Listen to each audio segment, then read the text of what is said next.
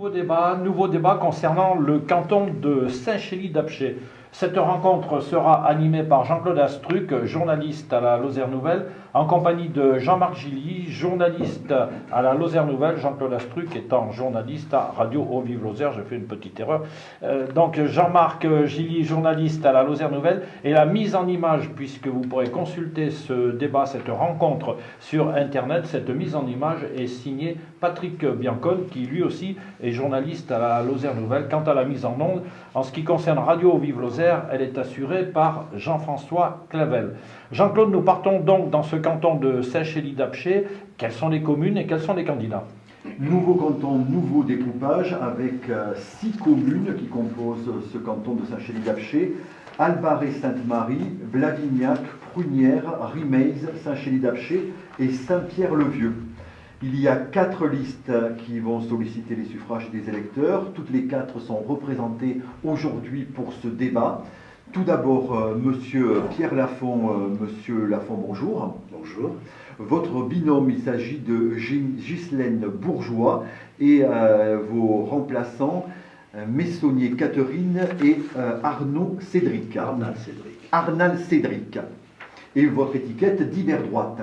Si vous voulez.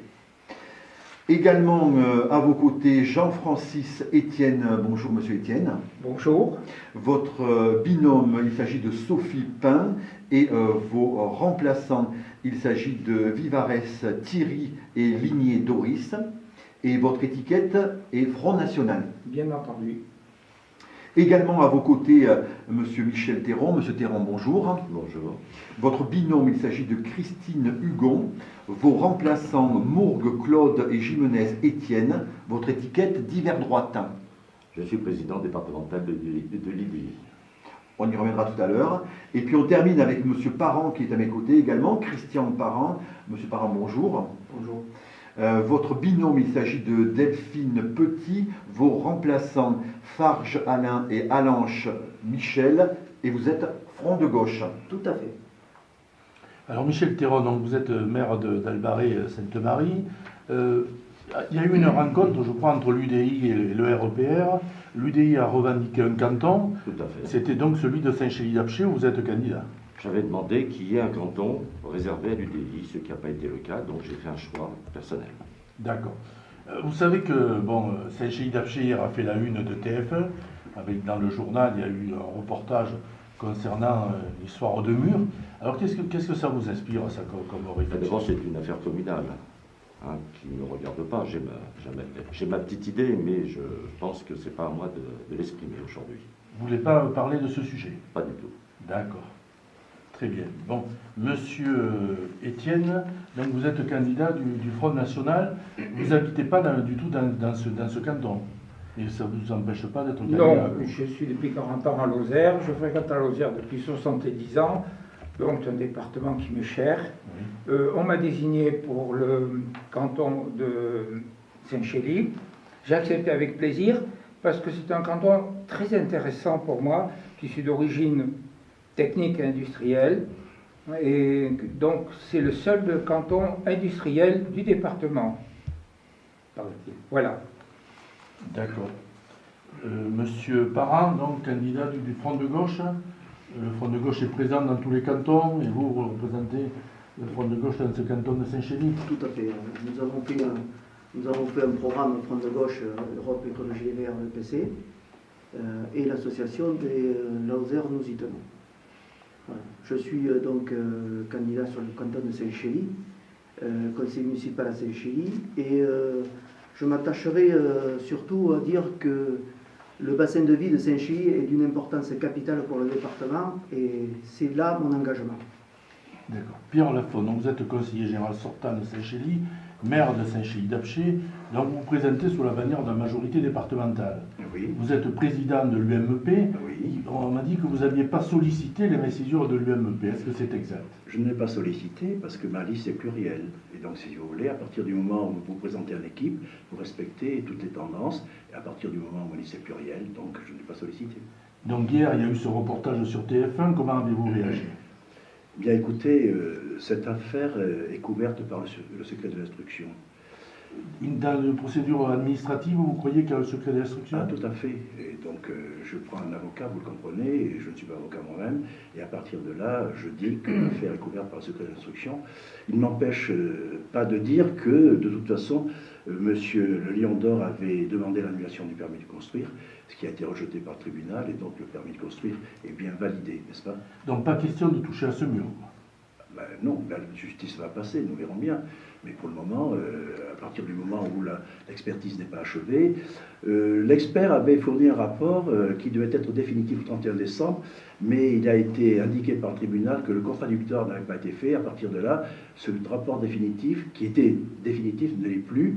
C'est un pré-rapport et il deviendra définitif lorsque le sapiteur sera passé, puisqu'il y a un sapiteur qui doit passer le 17 mars. Donc on est dans une procédure, des frais d'avocat. Finalement, ce sont les contribuables du côté de la commune qui feront un peu les frais, qui vont payer. Quoi. Non, la commune, les avocats, ils sont chers, les avocats. Mais j'ai un avocat, comment dirais-je, toute l'année. La commune de Saint-Chély, si vous voulez, un avocat toute l'année. Et nous avons au conseil municipal voté l'autre jour une décision qui consiste à payer notre avocat comme nous le faisons tous les ans depuis des années durant. Vous avez prévu une certaine somme pour les frais de procédure, enfin, vous avez... Mais elle sera... Elle est de combien?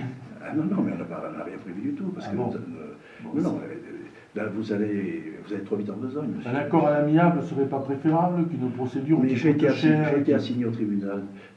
Moi, je ne sais pas si le Lion d'Or va en faire une opération financière, mais j'ai été assigné au tribunal. À partir du moment où j'étais assigné au tribunal, je défends la commune parce que je défends l'argent public. Je suis comptable des deniers publics et je ne peux pas dépenser l'argent du contribuable. Le contribuable, comment dirais-je, l'argent du contribuable est sacré. Rendez-vous compte, c'est l'argent des travailleurs qui travaillent à assurer leur front, qui paient les impôts, c'est l'argent des retraités, des petites retraites. Et donc, vous voulez que je dépense, chaque euro dépensé doit être un euro utile. Mais fallait-il vraiment édifier ce mur? Parce que hier, si j'ai écouté TF1, ils disent que ce mur n'était pas du tout indispensable. Mais c'est la responsabilité de TF1, et je reste la responsabilité de leurs propos. Il y a un permis de construire qui est validé, et je m'en tiens là. D'accord, très bien, très bien. Bon, donc on va aborder le problème de ces élections cantonales, bon, avec des incertitudes qui pèsent sur les compétences du département, sur le fait qu'on ne sait pas trop exactement qu'est-ce qui sera affecté au département, avec les incertitudes sur l'avenir même de la collectivité départementale. Alors qu'est-ce que ça vous inspire comme réflexion? Monsieur Théron. Ben c'est assez difficile de se présenter à une élection départementale lorsqu'on ne connaît pas les compétences futures, mais on va s'appuyer sur les compétences actuelles, qui sont déjà le social, qui sont les routes, les collèges, mais surtout le développement économique. Et c'est mon cheval de bataille, parce que je considère que ce canton a un déficit d'attractivité depuis un certain temps. Il suffit de voir depuis 10 ans la comparaison avec le bassin de Saint-Flour, qui se développe de plus en plus vite, et nous, malheureusement, on a une déficience dans ce domaine-là. D'où ça vient? Tout simplement, c'est parce que les structures n'ont pas été mises en place il y a 10 ans. Il y a eu un raté au niveau des élus de la Haute-Lozère, où on a voulu faire des communautés de communes presque cantonales, alors qu'il fallait faire une communauté de la Haute-Lozère immédiatement, où on aurait eu un budget conséquent et on aurait eu les armes pour défendre ce territoire. Monsieur Étienne, qu'est-ce que ça vous inspire comme réflexion, cette réforme territoriale? Plaît-il? La réforme territoriale Oui. qui est mise en place, le redécoupage cantonal, les incertitudes sur les compétences attribuées au département, Oui, qu'est-ce que ça vous inspire comme réflexion? Je partage l'avis de mon concurrent. On ne sait pas où on va. En France, on ne sait plus où on va. Nous ne sommes plus, il n'y a plus de tête. Nous ne sommes plus dirigés. C'est le chaos le plus total. On découpe, on recoupe, on rattache, on recoupe. On ne sait plus où on a. Donc, il convient de marcher dans une direction claire et précise. Le programme du Front National, dans ce sens, est très clair. Il repose en 12 points. Sur ces 12 points, nous en appliquerons que quelques-uns au niveau départemental, en les réaménageant, en les adaptant à la situation locale. Nous ne connaissons pas du tout les compétences de ce nouvel organisme. Je constate, par exemple, qu'au niveau des communautés de communes, ça ne va pas du tout. On crée encore un empilage, le millefeuille administratif avec des nouvelles structures. Donc nous ne sommes pas du tout partisans de ce système-là. ce serait plutôt des accords entre 2 ou 3 communes sur des objectifs très précis, en mutualisant les moyens et tout en utilisant le personnel existant, sans aller au-delà. Pour le département, nous sommes très attachés au département, c'est la structure de base, c'est un héritage de la Révolution, ça a été revu par Napoléon, donc il faut garder ce niveau, qui est un niveau humain, où les gens se connaissent, où peuvent faire connaissance facilement, ils sont au courant des problèmes, et ensuite il faut supprimer les régions et passer directement au niveau État.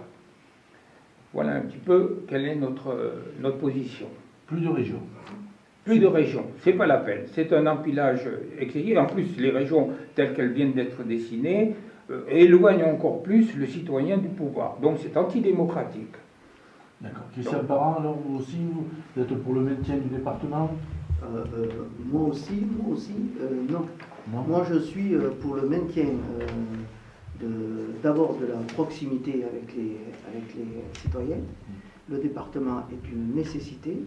Et si je suis à cette élection cantonale, vous comprendrez bien que c'est pour le défendre, le département. Sur les compétences, parce que je réponds à la question sur les compétences, il est complètement absurde qu'une élection se fasse sans connaître exactement les compétences pour lesquelles on va être élu, en sachant que bon, il y a quelques infos qui filtrent dans la presse cette semaine sur les compétences, notamment des collèges qui resteraient, du tourisme.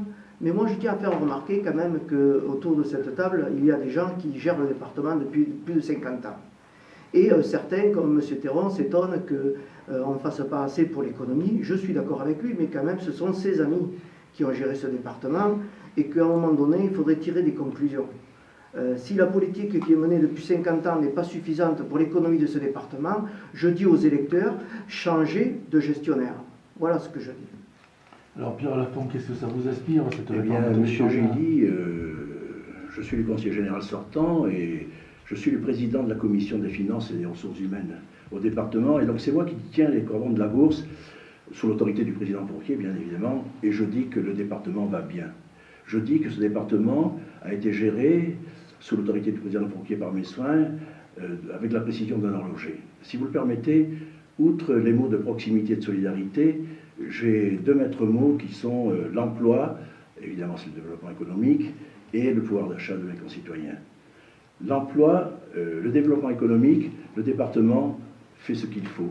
Alors peut-être ne fait-il pas assez, peut-être on fera plus, mais nous faisons ce qu'il faut puisque nous subventionnons considérablement les zones d'activité économique, bien évidemment. Nous avons Lozère Développement sous l'autorité du directeur qui est Sébastien Oziol, qui fait son job, puisque, je vais vous citer un seul exemple, nous travaillons à la revitalisation du canton du Malzieu et nous avons fait venir une entreprise, France Résille, qui a créé de l'emploi et qui travaille bien. Et à partir de là, nous considérons que nous faisons le nécessaire. Également, si vous le permettez, je vais vous parler de quelque chose que je connais bien, c'est ArcelorMittal. ArcelorMittal, vous savez qu'à travers la CELO, et je précise que le département est actionnaire à 57% de la CELO, eh bien, la CELO, donc, nous avons construit les bâtiments d'ArcelorMittal, nous avons emprunté 32 millions d'euros, et les banques vous prêtent 32 millions d'euros, que d'autant que vous les cautionnez. Et cette caution a été faite, 1, par la mairie de Saint-Chély-d'Apcher, par la commune de Saint-Chély-d'Apcher, et 2, par le département. Et lorsque j'ai pris la parole à l'Assemblée départementale pour argumenter auprès de mes collègues qu'il fallait cautionner, sous l'autorité, encore une fois, du président Fourquier, qu'il fallait cautionner donc ces emprunts, nous avons obtenu l'unanimité ou une abstention. Donc ça veut dire que le département a fait ce qu'il fallait pour le développement économique, et notamment pour ArcelorMittal qui emploie 200 emplois. Mais les dotations sont en baisse, la répartition des fonds de péréquation n'est pas toujours favorable à la Lozère. Mais votre marge de manœuvre du département est de plus en plus réduite quand même. Oui et non à la fois. Oui, parce que les dotations d'État donc, sont révisées à la baisse. Je rappelle qu'en 2014, sur le plan national, l'État a baissé ses dotations de 1,4 milliard. Et en 2015, ça ne sera pas 1,4 milliard, ça sera 3,7 milliard. Ce qui veut dire que pour le département, ça représente grosso modo une somme de 1,3 million. Alors c'est vrai qu'à ce niveau-là, c'est révisé quelque peu à la baisse. C'est vrai qu'au niveau des DMTO, ce qu'on appelle les droits de mutation à titre onéreux, c'est vrai que là aussi c'est quelque peu révisé à la baisse. Mais il n'empêche que le département, permettez-moi de dire, je ne vais pas citer beaucoup de chiffres, mais le budget c'est 140 millions. Vous avez 100 millions pour le fonctionnement, 40 millions pour l'investissement. Ça veut dire que le tiers du budget est pour l'investissement. Et sur ces 40 millions, nous prenons 20 millions, à peu près la moitié, pour nos investissements directs, bâtiments, collèges, routes, etc. Et nous affectons 20 millions aux communes et comités de communes, ça veut dire le bloc communal. Ça veut dire que c'est parce que le département aide ces communes et ces comités de communes que nous pouvons, qu'elles peuvent réaliser leurs projets, et ça favorise l'économie lozérienne et ça favorise l'emploi. Alors Michel Thérault, est-ce que vous pensez que le département est bien géré actuellement? D'abord, je vais répondre à M. Parent. Je suis un élu local de la commune d'Albret-Sainte-Marie. Ça fait 26 ans que je suis à la tête de cette collectivité et avec mes petits moyens, j'ai créé 150 emplois. Enfin, pas directement, mais j'ai incité les. J'ai pas eu beaucoup d'aide autour de moi, malheureusement au niveau de la communauté de communes qui aurait dû faire, qui avait la compétence du développement économique et qui malheureusement n'a pas répondu à mes attentes. Au niveau départemental, c'est vrai qu'il y a une gestion saine, mais elle n'est pas volontariste. Elle n'est pas volontariste. Sur Arcelor, et je partage l'avis de M. Lafont, il ne faut pas oublier Jacques Blanc qui a été quand même le fer de lance de cette affaire, mais au niveau des PME, au niveau du commerce de proximité, parce qu'il ne faut pas rêver. La Lozère, c'est 70 000 habitants. On ne fera pas venir Renault ou une grande entreprise. Il faut essayer d'inciter, de faire venir des petites entreprises dans des niches, parce qu'on a la qualité humaine pour y répondre au niveau de l'emploi. Malheureusement, là, le département est un peu frileux. C'est vrai qu'il y a une crise, mais il va falloir qu'on relance la machine, parce que sinon, on subit et on n'agit pas. Donc comment relancer la chose? C'est tout simple. Il faut faire un contrat d'emprunt au niveau départemental, recréer autour de Saint-Chély, parce que le pôle principal industriel de la Lozère, c'est Saint-Chély, ça va être le fer de lance, ce qui n'est plus le cas depuis un certain temps. Et il faut être très courageux et très volontariste. Et c'est là qu'il va falloir faire une grande zone industrielle, digne de ce nom, ce qu'on n'a pas. C'est vrai que l'infrastructure autoroutière pose un petit problème, et là je partage l'avis de M. Lafont, il faut à tout prix qu'il y ait cette bretelle complète au nord de Saint-Chély, qui permettra le long de l'ancienne Nationale 9, et les 30 hectares qui appartiennent à la collectivité de Saint-Chély deviennent le grand centre d'activité artisanale et industrielle de la Haute-Lozère. Alors M. Etienne, ce département est-il bien géré à l'heure actuelle? Oui, avec une dette énorme et une fiscalité rédhibitoire. Donc nos axes d'effort, si nous accédons aux instances départementales, les principaux axes d'effort vont porter sur l'emploi d'une part et sur la communication d'autre part. Pas la communication avec de belles brochures glacées qu'on vous balance et qui coûtent très cher, la communication, les liaisons au sein du territoire. Donc les routes, le chemin de fer, les transports en commun et le système numérique, pour que les gens puissent communiquer sans bouger de chez eux. Au niveau de l'emploi, donc favoriser les PME essentiellement, parce que les grosses entreprises, il faut s'en méfier. On parle d'ArcelorMittal, oui, seulement c'est une entreprise étrangère, elle est entre les mains des étrangers, qui du jour au lendemain peuvent vous jouer le coup de Florence et le fermer. Non, mais le fait qu'elle dépende d'un groupe étranger, pour vous, c'est dangereux. C'est dangereux. C'est dangereux, c'est très dangereux. Hein, nous sommes, vous le savez très bien, les Français d'abord, les capitaux doivent être français pour des investissements en France. Quand oui, c'est les étrangers. La mondialisation. La mondialisation, c'est justement un des points qui est le plus dangereux pour la France. Mondialisation, nous sommes contre. On peut être ouvert sur le monde sans jouer cette mondialisation qui est extrêmement dangereuse pour notre population et pour notre économie. On le voit, la mondialisation a entraîné aussi une immigration complètement désordonnée. Hein, les capitaux fichent le camp, les grandes entreprises sont entre les mains des étrangers. Donc nous ne sommes plus maîtres chez nous. Oui, mais il y a des entreprises avec des capitaux français qui ferment aussi. Oui, c'est des grosses boîtes qui font ça. Hein, alors que les PME, elles sont bien obligées de rester ici. Or, ces PME, elles sont matraquées. Quand on sait qu'en France, on a un impôt sur les sociétés de 34%, alors qu'en Irlande, il est de 7%, hein, on est découragé. Il y a des petits comment on appelle ça, auto-entrepreneurs qui gagnent 350 € par mois.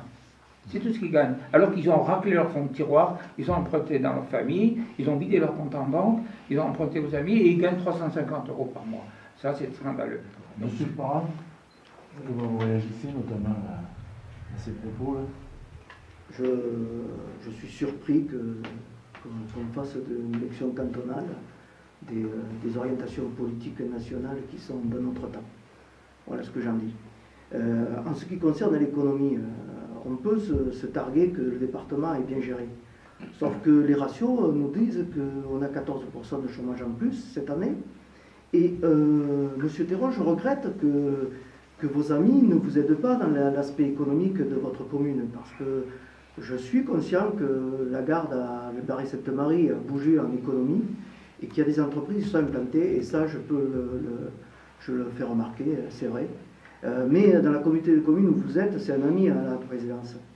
Et je suis surpris quand même qu'avec tous vos amis, notamment au Conseil général, vous ne puissiez pas vous entendre, parce qu'on le voit là autour de cette table, puisque vous avez une colistière qui est à l'UMP, le maire de Saint-Chy étant ancien secrétaire de l'UMP, j'ai l'impression qu'il y a une guéguerre entre vous et les citoyens lozériens en pâtissent. Pour l'économie et pour la démographie. Je me permets. Il n'y a pas une guerre avec Pierre Lafont. On n'a pas la même vision peut-être économique, mais on a beaucoup de valeurs en commun. Mais qu'est-ce que c'est qui vous différencie de Pierre Lafont? Moi, je considère que la Lozère, Ouais. c'est le développement économique, c'est l'attractivité économique. On peut dire ce qu'on veut, on peut raconter Mais ce tout le qu'on monde veut. est d'accord là-dessus. Oui, mais il va falloir faire une zone franche. Ce qui n'existe pas. Il va falloir sortir, retirer sortir la pénicilline dans ce cas-là. C'est plus des petites retouches les unes aux autres qui vont arranger les choses. Et il faut qu'on se réunisse tous, on s'unisse à travers une grande communauté de communes. Ça, à l'heure actuelle, il y a une petite guéguerre, c'est vrai, entre les communautés de communes. La Haute-Lozère peut s'en sortir de ce côté-là. C'est pas une histoire politique, là. C'est une histoire d'hommes, et si on a la volonté, on y arrivera. D'accord. Pierre Lafont, vous êtes très proche politiquement de Michel Théron. Qu'est-ce que c'est qui fait la différence là? Moi, ce qui m'étonne, si vous voulez, c'est d'entendre des propos où on en indique que la Lozère n'aurait pas un développement économique suffisant. La Lozère, c'est aussi l'agriculture, c'est aussi le très haut débit, c'est aussi le tourisme, c'est pas uniquement le développement économique. Bien sûr, voyez-vous, faire de la politique, pour moi, c'est apporter un progrès social à mes concitoyens. Et le développement économique n'est que le gage de ce progrès social. Avec Michel Théron, vous êtes à peu près d'accord sur l'essentiel, Il non? ne nous a pas échappé qu'il y a l'UMP, qu'il y a l'UDI. Alors qu'il y ait des valeurs communes, c'est possible, mais qu'il y ait des différences aussi. Moi, de toute façon, je suis un homme de rassemblement. Ce qui nous rassemble doit être notre force, nos différences doivent être notre richesse, n'est-ce pas? C'est comme ça que je vois les choses. Mais je voudrais revenir sur le fait de la gestion du département. Lorsque vous interrogez les Lozériens, 80% des Lozériens sont favorables ou très favorables à notre action. Pourquoi voulez-vous que nous changions, que nous agissions autrement? Nous pouvons aller plus loin, plus fort, bien sûr, mais nous devons continuer, comme par le passé, à bien gérer ce département. Lorsque j'entends que ce département, oui, il est bien géré. Albaret-Sainte-Marie, mais nous avons versé à peu près 400 000 euros à Albaret-Sainte-Marie, ce qui a généré 1 200 000 euros de travaux. On a versé, mettons, 300 000 euros à peu près à Blavignac, qui a généré 700 000 euros de travaux. C'est des communes, rendez-vous compte. Toutes ces communes ont été bien traitées. Comment? Je dis toutes ces communes ont été bien traitées. Ont été bien traitées équitablement. Et je ne parle pas encore des communes de la Fachin-Julien, des Bessons, des Montvert, que l'homme a enlevé malheureusement, et je le regrette parce que ça se passait très bien. Mais rendez-vous compte, la Fachin-Julien est très satisfaite des enveloppes qui lui ont été affectées. Il y en a même des Bessons, il y en a même des Montvert. On vient d'entendre Arcelor, groupe étranger, ça peut susciter une inquiétude. Comment vous réagissez? Ah non, pas pour moi, bien sûr que non. Comment voulez-vous que je sois inquiet quand ça amène 200 emplois directs et quand ça amène autres 100 emplois indirects avec le transport, l'emballage et autres? Bien sûr que non. Alors ArcelorMittal, c'est le poumon économique de notre département. Mais je voudrais revenir par exemple sur le très haut débit.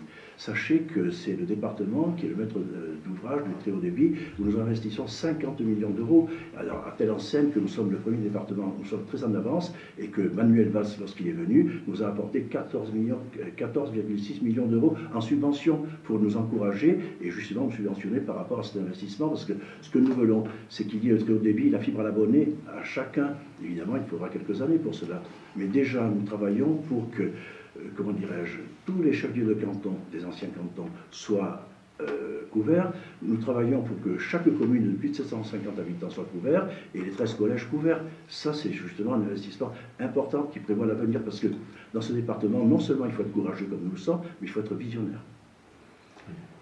Alors, dernièrement, il y a eu une manifestation à Saint-Chély-d'Apcher pour la défense de la ligne Béziers-Neussargues. Vous parliez tout à l'heure de ArcelorMittal. C'est une menace pour ArcelorMittal. La ligne Béziers-Neussargues prévoit, si vous voulez,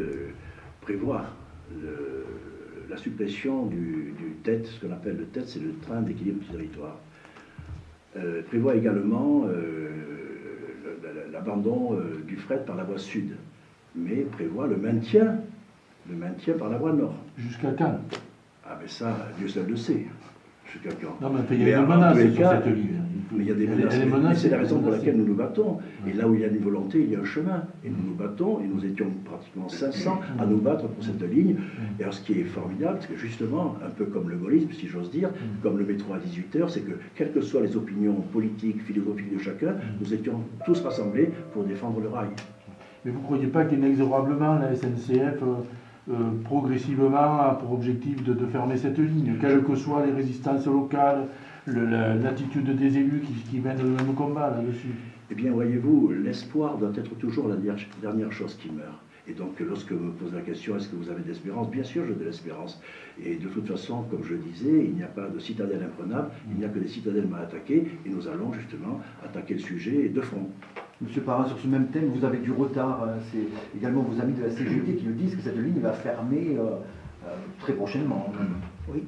Oui, ils le disent et je pense qu'ils ont raison. C'est dans les objectifs de la SNCF de fermer cette ligne. Et là-dessus, Pierre Lafont, j'avoue qu'il a toujours été présent pour les manifestations de la ligne et la défense du bassin d'emploi. On ne peut pas lui enlever ça. Mais je voudrais revenir aux orientations justement de la SNCF. La SNCF, sur les départements ruraux comme les nôtres, vous savez, les décisions à Paris, elles sont déjà prises. Il ne faut pas penser que ça ne va pas se faire. Et si on a manifesté samedi ensemble, parce qu'il n'y avait pas que des gens de gauche qui manifestaient, enfin autour de cette table, il y en avait un qui était quand même absent. Donc la ligne SNCF, je ne sais pas s'il savait où elle était. Mais à qui vous faites allusion? Je fais allusion à mon collègue d'en face. Parce qu'à un moment donné, les orientations politiques nationales, c'est une chose, mais au plan local, les électeurs du canton de Saint-Chély ont besoin de gens qui connaissent, qui côtoient dans la rue, qui connaissent leurs problèmes. Ils n'ont pas besoin des gens qui sont parachutés. Alors quand on parle de la société ArcelorMittal, qu'elle serait étrangère, mais monsieur, je vais lui dire, vous aussi vous êtes un étranger pour le bassin de Saint-Chély.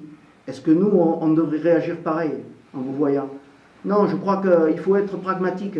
Dans ce pays, il y a des choses à défendre, même s'il y a des décisions qui sont prises à la SNCF. Je crois que les gens, les citoyens, peuvent inverser la tendance. Mais tout ça, il faut que ce soit syndicalement et politiquement ancré. C'est-à-dire que si au ministère des Transports, il n'y avait pas eu Jean-Claude Guessot, pour ne pas le nommer, la ligne SNCF, je vous le dis, elle aurait été fermée déjà. Donc le comité pluraliste a fait quand même depuis 20 ans reculer la SNCF sur ce projet-là. Et je pense que nous devons, c'est notre devoir de politique et de citoyens, les appuyer pour que cette ligne ne soit pas fermée, parce que économiquement, pour le bassin de Saint-Chély, ça serait une catastrophe. Une catastrophe pour toutes les entreprises et pour tout le commerce. Là-dessus, ça ne me gêne absolument pas de manifester à côté ni de M. Théron, et ni de Pierre Lafont. Voilà. Monsieur Etienne, vous voulez réagir aux propos qui viennent de oui, tenus, ça m'amuse. On va dire une mise en cause. Oui, ça m'amuse, d'accord. La Lozère n'est pas un petit village gaulois entouré des légions romaines. Ça fait partie de la France. Les problèmes que connaît la France sont aussi les problèmes de la Lozère. On ne peut pas les dissocier. Ce qui se passe en France se passe aussi en Lozère. Pour ce qui est de cette ligne de chemin de fer, les décisions sont prises à Paris, bien sûr, elles nous concernent nous. À propos des étrangers, dites que nous sommes étrangers. Oui, Saint-Chély doit son développement à la guerre. C'est triste à le dire, c'est triste à dire, mais dans la guerre. Et les gens qui sont venus au moment de la guerre de 14 pour animer ce pôle industriel venaient bien d'ailleurs. Mais d'où? D'Allemagne? D'Italie? Non, ils venaient de France. Alors, traiter d'étrangers des Français, ça, c'est un peu loin, hein, c'est un peu lourd. Non, mais ils disent que vous êtes parachuté un peu. Oui, Je je suis viens de dire. parachuté. Mais c'est 14, là, c'est 14. Hein? Et que la population locale ne vous connaît pas. Non, c'est vrai. C'est vrai, mais je vais me faire connaître. Élisez-moi, et je serai connu. Monsieur Théron, cette ligne SNCF, donc en danger, pourtant il y a eu des assurances de la part de Monsieur Pépi en fin de semaine dernière disant que les petites lignes allaient être conservées. Vous avez un doute, vous avez un sentiment au contraire de sûreté quant au devenir de cette ligne, Il faut être qui est indispensable. Bien sûr, elle est indispensable, mais il faut être très très prudent. Il faut surtout défendre le fret, hein, parce que ça dépend de l'usine d'Arcelor. Sans fret, on aura quelques petits problèmes. Donc c'est là-dessus. Sur le transport public, là, il faut modérer, peut-être il faut trouver un autre système, parce qu'un service public, s'il n'y a plus personne qui monte dans les trains, il faut se poser quelques questions. Mais au niveau du fret, je suis à 200% pour le maintien de cette ligne. Vous avez du retard, hein, monsieur Théron. C'est vrai que de moins en moins de gens prennent le train, c'est une réalité Oui, aussi. puis maintenant ils ont mis... Il y a la concurrence de l'autoroute qui a Non, quand puis même changé la donne. Exactement, puis ils ont mis des cars qui fonctionnent très bien, qui est peut-être plus adapté à notre époque et qui transportent les voyageurs sur Clermont-Ferrand en 1 heure, 1 heure et quart, alors que par le train c'est 3 heures et peut-être plus. Hein. Enfin, il n'y a pas de problème. Non, le fret, il faut le défendre. Alors, vous avez toujours un petit peu de retard, Oui. monsieur Théron. L'autoroute A75, c'est vraiment un poumon pour Albarès-Sainte-Marie, mais toute cette région du Nord. J'en ai bénéficié parce que... Et justement, est-ce qu'on peut en bénéficier encore? Oui, mais il y a 26 ans, je me suis battu pour avoir une bretelle complète. Parce qu'une autoroute, ça apporte des inconvénients, mais des avantages. Si c'est pour voir passer les voitures et ne pas pouvoir les arrêter, ça ne peut pas fonctionner très longtemps. C'est pour cette raison que je me suis battu, parce que même j'avais refusé de signer le premier protocole avec la DIR, étant donné que je n'avais qu'une demi-bretelle. Donc j'ai imposé une bretelle complète, ce qui a permis de créer l'aire de la Lozère, sinon l'aire de la Lozère n'aurait pas été là. Et ensuite, malheureusement, sur Saint-Chély, il y a eu un loupé. Quand vous voyez d'autres villes de la même strate, vous avez une bretelle complète au nord, une bretelle complète au sud, ce qui n'est pas le cas à Saint-Chély. Et c'est ce déficit qui pose problème aujourd'hui. Donc il faut à tout prix arranger cette bretelle du nord, en faire une bretelle complète. Au sud, elle aurait dû être branchée sur la sensible dans sa totalité. Ça pose même des petits problèmes dans un village. J'espère qu'on trouvera la solution pour les citoyens de la Chaumette, parce que, en fin de compte, les gens ne se retrouvent pas facilement pour descendre soit vers le sud, soit vers le nord. Il y a Saint-Flour qui se développe beaucoup. Est-ce que ce n'est pas une menace, ça, pour Saint-Chély? C'est pas une menace. Il faut en prendre Au niveau exemple. commercial, par exemple. Certainement. Bon, vous savez que l'entreprise d'un supermarché important va s'installer, je ne veux pas le citer, sur Saint-Flour. On aurait peut-être pu se défendre mieux au moment où l'implantation était envisagée. C'est-à-dire, vous pensez ils sont venus me voir. Oui. Ils sont venus me voir. Malheureusement, on n'a pas pu répondre à leur attente. Ah, d'accord. Quelle était leur demande? Et leur demande était assez importante. Et malheureusement, une petite collectivité comme la commune d'Albarès ne pouvait pas y répondre. Je me suis retourné vers le président de ma communauté de commune, qui n'a pas su répondre à ces attentes. Donc c'est des demandes de terrain, de surface et peut-être d'infrastructures un peu plus complètes qui devaient être prises en charge par la collectivité. Et là, il va y avoir donc une évasion commerciale. Il y aura une évasion commerciale et certainement un préjudice plus important pour Saint-Chély par rapport à Saint-Flour. Monsieur Parent, il vous reste beaucoup de temps aussi. Donc toujours sur ce thème de l'autoroute, elle apporte bien sûr un plus, c'est incontournable. Tout à fait. Nous sommes toujours battus pour que Saint-Chély, c'était dans nos programmes depuis que l'autoroute a été en création, qu'il y ait un échangeur complet au nord de Saint-Chély. Alors je suis étonné des propos de M. Théron. Ça voudrait dire que si cette entreprise qui s'implante à Saint-Flour aurait pu s'implanter dans le nord Lozère, ça veut dire que nos élus ont été défaillants. Ou alors on n'a pas su, mais je ne comprends pas qu'on ne peut pas se mettre autour de la table alors que ces gens-là ont les mêmes orientations politiques. Avoir perdu une entreprise de cette importance avec le nombre d'emplois qu'il y a derrière, je dis bravo aux gestionnaires du département, encore une fois. On n'a pas joué collectif. C'est bien ce que j'ai compris. Oui. Vous n'arrivez pas à travailler ensemble, quoi, Il y finalement. a un problème en Haute-Lozère. Ça tient à quoi? Aux personnes, ça tient à quoi? une histoire. À une histoire, Les c'est-à-dire cantons. les cantons. Les cantons. Et c'est pour cette raison qu'il faut à tout prix qu'on se marie tous ensemble le plus vite possible, sinon on arrivera à rien Donc faire. Monsieur Théron, vous me donnez raison quand je dis que la gestion du département Non, c'est pas a le eu un département, impact, c'est pas le a eu un département. impact économique et démographique. Non, c'est une entente entre les élus. Chacun avait l'habitude de travailler dans son petit coin. C'est fini. C'était valable il y a quelques années. C'est fini aujourd'hui. Ben, Et malheureusement, donc, Moi, je le vous passé dis, c'est passé. Si c'est je suis là aujourd'hui, c'est pour faire quelque C'est chose quand même pour l'avenir. déplorable quand on a les mêmes orientations, de ne Non. pas pouvoir se mettre autour de la table pour Ne parler. faisons pas de la politique politicienne. Non, c'est là, nous sommes- Monsieur Théron, là c'est de la réalité, c'est d'être objectif par rapport à ce qui s'est passé. Vous me faites penser à quelqu'un qui dit yaka, yaka, yaka. Mais écoutez, on verra quand on sera aux commandes, vous verrez que le Yaka va Et se vous l'êtes transformer. vous l'êtes au niveau national et on voit bien le résultat. Monsieur Lafont, alors vous n'arrivez pas à travailler avec d'autres personnes parce que ça n'a pas été tout à fait dit, mais enfin, Mais Monsieur Gilly, je laisse sous-jacent. à chacun de mes concurrents la responsabilité de leurs propos. En ce qui me concerne, je suis un homme de rassemblement, chacun le sait, et je travaille avec tout le monde qui veut bien justement être actif pour l'intérêt de notre territoire. Sachez que sur le plan économique, le département investit, si je le reporte à l'habitant, 944 € par habitant, alors que la moyenne nationale est 407. Ça veut dire quelque chose. Au niveau de la solidarité, par exemple, tout ce qui touche les maisons de retraite ou autres, sachez par exemple, nous avons versé 27 millions pour les maisons de retraite, ça veut dire que pour les familles, ça économise 8 € par jour pour le reste à charge des familles, ça veut dire 240 € par mois. Ça c'est du concret. Et donc à partir de là, je trouve que je ne suis pas suspect quand je dis que je travaille dans l'intérêt du département. Quant à la dette, on me disait qu'elle était énorme. Non, elle est modérée la dette, parce que en moins de 5 ans, nous pouvons la rembourser. Et quant à la fiscalité, elle est stable, puisque, encore une fois, nous n'avons pas augmenté la taxe foncière, qui est le seul levier fiscal. La taxe foncière est une des plus basses de France, à 19,36%. Monsieur Théron a fait allusion quand même, je reviens à cette affaire d'activité commerciale, qui se fait à Saint-Flour et pas en Lozère. Qu'est-ce que vous en pensez? Est-ce qu'on n'est pas passé à côté là? Mais moi, on n'est jamais venu me voir à ce sujet, donc parce On que vous a jamais rien demandé? Absolument, et la réserve foncière, jamais, parce qu'un maire qui ne travaille pas sur la réserve foncière est un maire qui a les pieds et poings liés, qui ne peut pas travailler. Et moi, justement, j'ai pu travailler sur la réserve foncière, et j'ai par exemple des 17 hectares qui m'attendent, j'ai 15 hectares le long de l'autoroute, donc j'avais ce qu'il fallait pour la réserve foncière, mais jamais personne n'est venu me voir.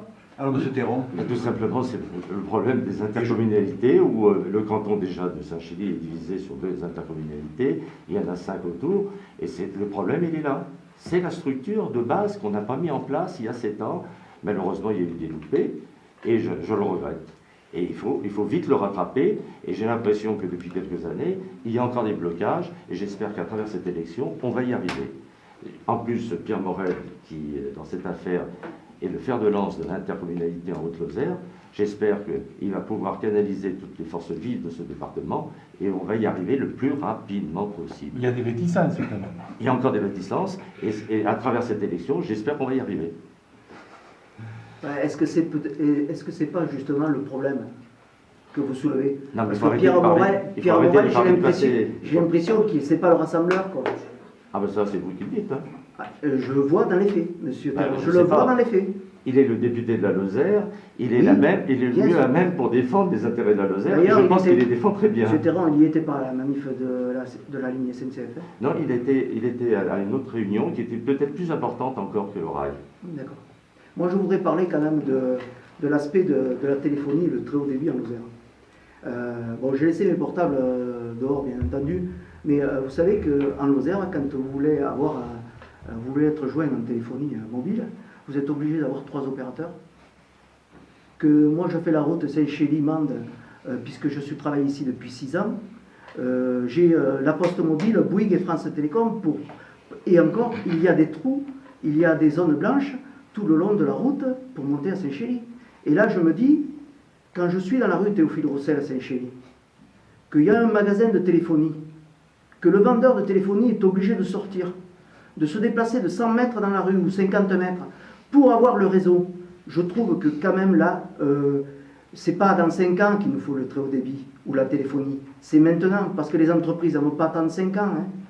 Pour nous, c'est vital et c'est d'une urgence. Donc l'investissement, il faut qu'il y soit et pas ce qu'il est aujourd'hui.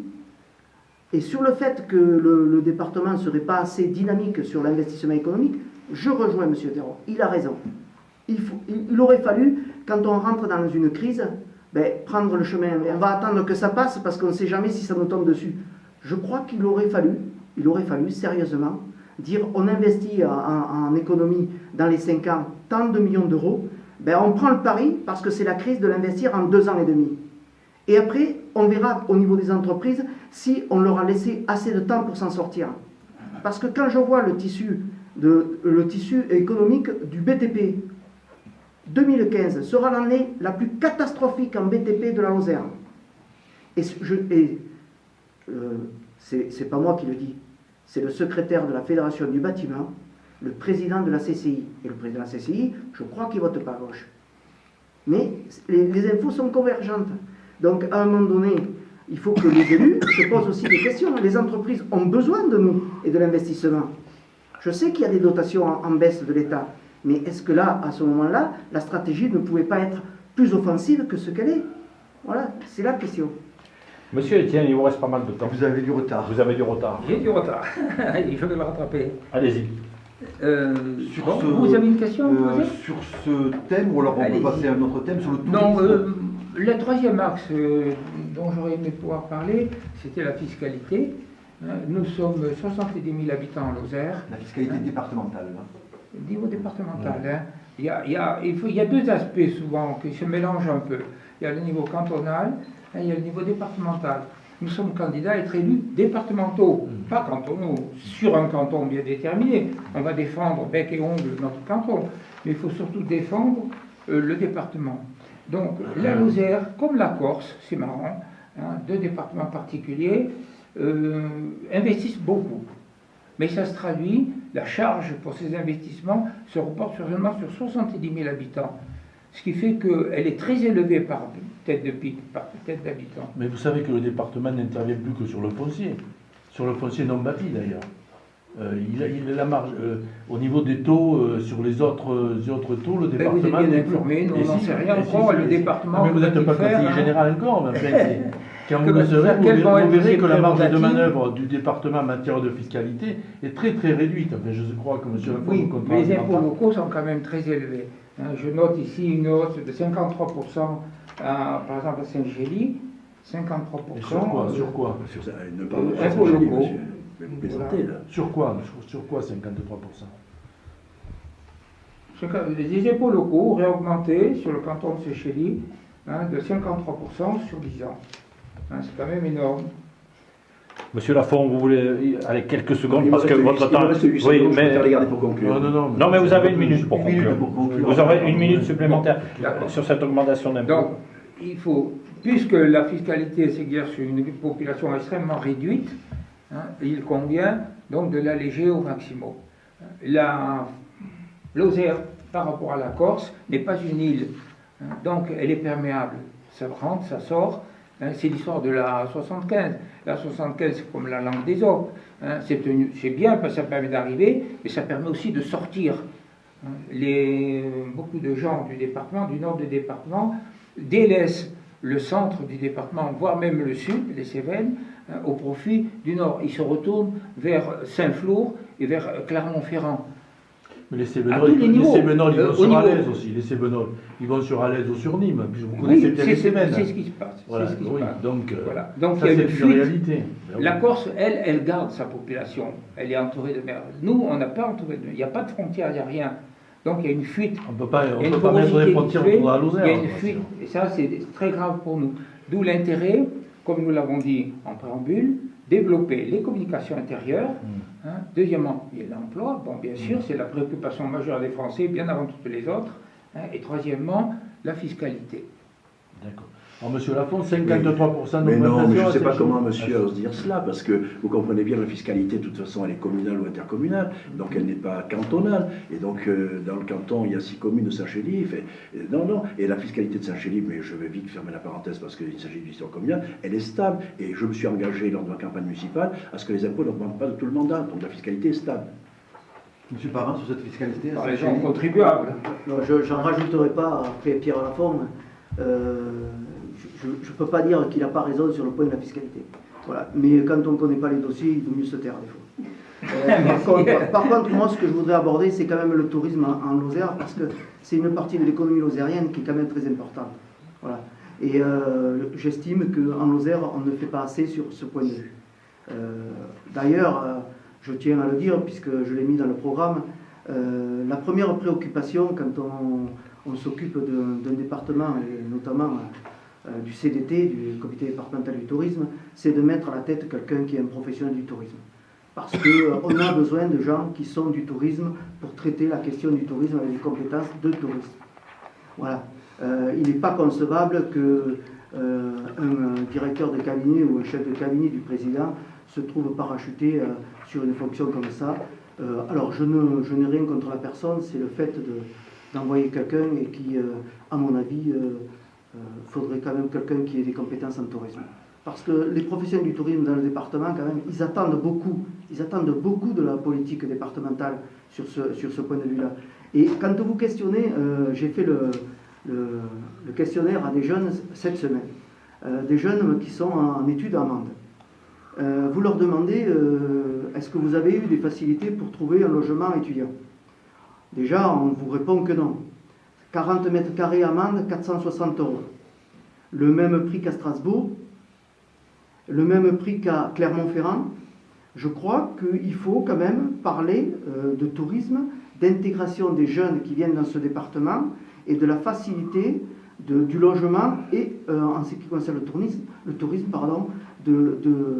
du potentiel de recevoir les gens de l'extérieur dans des conditions de 2015. C'est-à-dire mettre peut-être en place une stratégie pour que les professionnels du tourisme puissent rénover leur établissement et offrir une qualité aux arrivants. Et quand on veut faire à Mende, par exemple, une manifestation nationale, je plains les organisateurs pour trouver des logements et des chambres d'hôtel. Voilà. Monsieur Théron, il vous reste schématiquement une minute, un peu plus. Oui, peut-être on va passer à d'autres sujets parce qu'on a complètement oublié la vie associative et je tiens à mettre en place un pacte de cadre, c'est-à-dire sur 6 ans, au moins que toutes les associations sachent pendant 6 ans la somme qui peut être allouée par le département pour pouvoir faire des budgets convenables. Il y a aussi la solidarité, donc il y a le socio-sanitaire et social qui est très important sur le canton de Saint-Chély, qu'il va falloir le préserver parce que je pense que l'avenir n'est pas très très rose pour eux parce que par rapport aux restrictions. Il y a aussi l'aménagement des territoires qui passe par différentes étapes mais qui rejoint un peu malheureusement le développement économique. Et il y a surtout le tourisme, comme disait M. Parent, où il va falloir faire attention à l'environnement de ce département qui a quand même un cadre privilégié. Et c'est à travers ce cadre privilégié qu'on peut faire un tourisme vert et un tourisme de qualité. Ça, je suis tout à fait d'accord. Et ça c'est surtout pour les communes rurales autour de Saint-Chély qui a quand même une vocation industrielle et artisanale. Et tout à l'heure, je reviens un peu sur le bâtiment parce que je crois, et là je partage l'avis de M. Parent, il va y avoir des années difficiles par les baisses de dotations, que ce soit de l'État par rapport aux communes, les dotations du département au niveau des communautés et des communes aussi, qui est assez importante par ce contrat territorial de 3 ans. On voit qu'il y a 25 millions à peu près d'euros d'habitude à distribuer, qu'il y en aura beaucoup moins aujourd'hui. Monsieur Étienne, il vous reste une minute. Il vous reste une minute. Pendant 15 ans, le tourisme, dans le sud, dans le Cévennes, le tourisme, c'est très bien, mais c'est saisonnier. Si on ne complète pas le tourisme par de l'artisanat, ça ne va pas marcher. C'est de gros investissements qui fonctionnent qu'une partie de l'année et ils ont besoin, les gens qui investissent là-dedans ont besoin de quelque chose de complémentaire, notamment dans l'artisanat. Donc de nouveau la PME. Et puis le tourisme, quand il marche, comme par exemple le Lion d'Or, on ne va pas leur construire un mur juste sous leur fenêtre. C'est le mur de Berlin, c'est le mur de la honte, c'est le mur des cons. Quoi. Parfait. Quelques secondes encore, monsieur Étienne. Et après, on passe à la conclusion. Et on arrivera à la conclusion. Alors, ce mur, vous faites allusion à ce mur, il faut le démolir. Alors, d'après vous, qu'est-ce que... Et il fallait d'abord ne pas le construire avant de le démolir. C'est quand même regrettable qu'un hôtel de prestige se voit infliger ce pensum qui va nuire à sa réputation ou à son développement. Donc là, il y a un manque de coordination. Quand on parle de tourisme, il faut être quand même très prudent. On est là, le tourisme, oui, c'est pas la panacée. Parfait, nous arrivons déjà au